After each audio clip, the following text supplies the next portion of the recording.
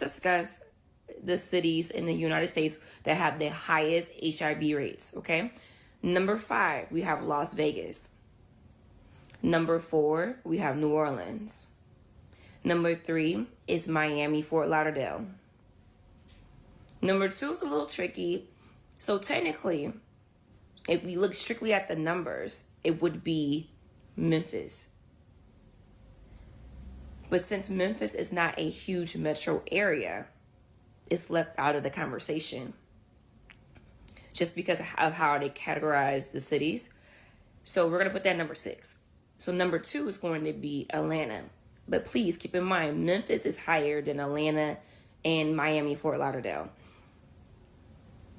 So number 2 is Atlanta. Number 1 is DC. Thought she was gonna say Houston. I encourage you all to stay safe, get tested, ask questions before you're being intimate, because the data shows that 1 in 4 sexually active people actually get tested for HIV. 1 in 4. In order to protect ourselves, we have to know our status. Get tested. Get tested.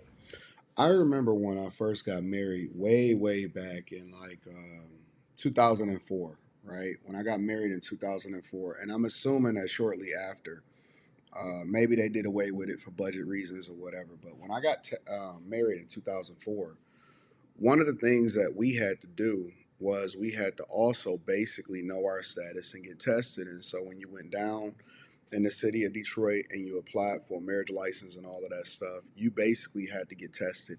And I'm assuming that's because it was at a time, to protect the sanctity of marriage. And I don't know, but that's what it was.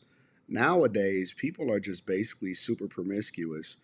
And when you start to name all of these cities, a lot of these cities are either A, hotbeds for tourism, or B, there are inner cities where it's a lot of people that are concentrated in the same space. And if you've ever been to a major city or you've ever lived in a major city, what you'll start to realize is that everybody is basically that's outside is having sex with everybody. And so it's just circulating long enough. It's almost like Outbreak, except for you actually have to volunteer yourself as tribute.